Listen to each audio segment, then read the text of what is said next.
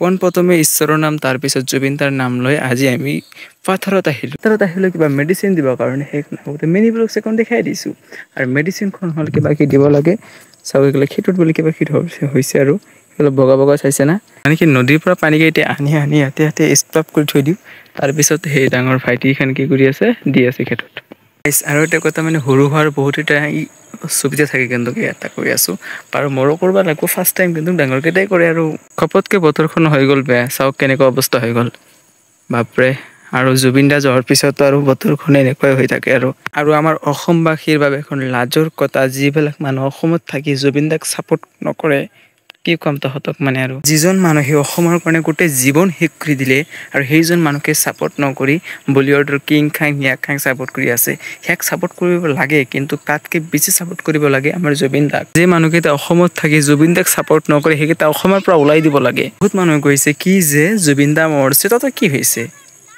তাৰ মৰিবই লাগিব যাবই লাগিব সেইটো কথা নহয় ৰে ব্ৰ জুবিন দা যে আমাৰ কাৰণে অসমৰ কাৰণে অসমখন নেশ্যনেলৰ পৰা ইণ্টাৰনেশ্যনেলক লৈ গ'ল সেই কথা কোনো নাচালে আমাৰ অসমত দুটা সম্পদ এটা হ'ল ৰিয়ান পৰাগ আৰু এটা হ'ল জুবিন দা তো সেই দুটা সম্পদৰ কাৰণে আমাক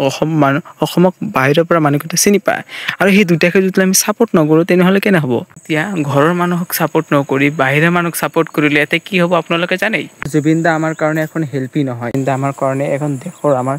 অসমৰ সম্পদ আৰু সেই সম্পদ মূল্যৱান সম্পদক আমি দেশৰ কোনো মানুহৰ লগত তুলনা কৰিব নোৱাৰোঁ মানে বহুত মানুহ আছে এই জুবিন দাক ছাপোৰ্ট নকৰে মানে জুবিন দা কিয় ছাপোৰ্ট নকৰে মই এইটো কথা বুজি নাপাওঁ জুবিন দা আমাৰ অসমৰ কাৰণে বাহিৰৰ মানুহৰ কাৰণে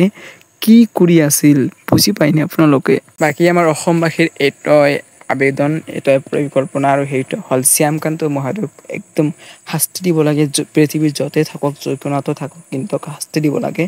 শ্যামকান্ত মহাদেৱক যেতিয়ালৈ শাস্তি নহ'ব তেতিয়ালৈকে আমাৰ অসমবাসীৰ সকলো মনত শান্তি নাই আজি গোটেই অসমবাসী জুবিন দাৰ কাৰণে কান্দি আছে জুবিন দাৰ কাৰণে চকুৰ পানী ওলাই আছে আৰু কিছুমান অভদ্ৰহীন মানুহ আমাৰ অসমত থাকি কি কৰি আছে জুবিন দা বোলে কি হৈছে জুবিন দা মৰিছে তাতে বোলে কি হৈছে বহুত মানুহ কৈ আছে জাষ্ট এটা ষ্টৰি লগাইছিল বাকী একোৱেই নহয় সেই মানুহকেইটাৰ বাবে সিমান এটা হিৰ নহয় যে জুবিন দা গাইছে আৰে ভাই তহঁতৰ যিখন অসমত থকা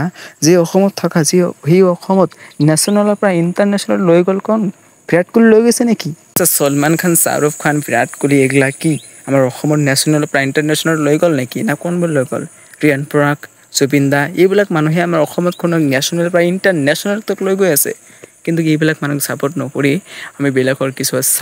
সেয়া আৰু সেইজনক বিৰাট কোহলিৰ নিচিনা মানুহক ছাপোৰ্ট কৰি বিৰাটক ছাপোৰ্ট কৰিব লাগিব আমাৰ ইণ্ডিয়ান হিচাপত ছাপোৰ্ট কৰিব লাগিবই তাতকৈ বেছি ছাপোৰ্ট কৰিব লাগিব আমাৰ জুবিন গাৰ্গক কি আৰু কম মূৰ্খ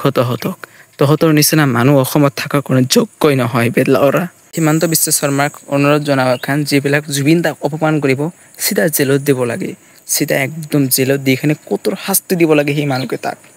পৃথিৱীৰ সকলো মানুহ সকলোক ভাল পাব সেইটো কথা নহয় কিন্তু সেই বুলি আৰু অপমান কৰিব নালাগে না তোমাৰ ভাল নালাগে বাছ চিম্পল কথা তুমি তাক ছাপোৰ্ট নকৰিলে হ'ল কিন্তু সেই বুলি তাক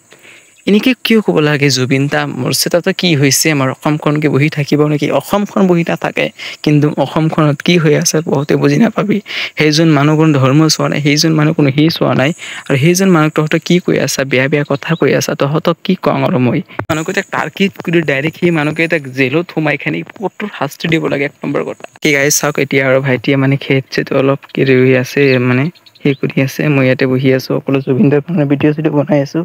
বাকী উদ্দেশ্য হাৰি মৰা পথাৰ কিন্তু মেইন পইণ্ট জুবিন দা আমাৰ কাৰণে কেতিয়াও মৰিব নোৱাৰে আমাৰ বুকুত আমাৰ মনত আমাৰ চকুত আমাৰ সকলো সময়ত কেৱল জুবিন দা আৰু জুবিন দাই থাকিব সেয়া আমি নহয় অসমৰ গোটেই মানুহ এইখন কথা ৰাখিব লাগিব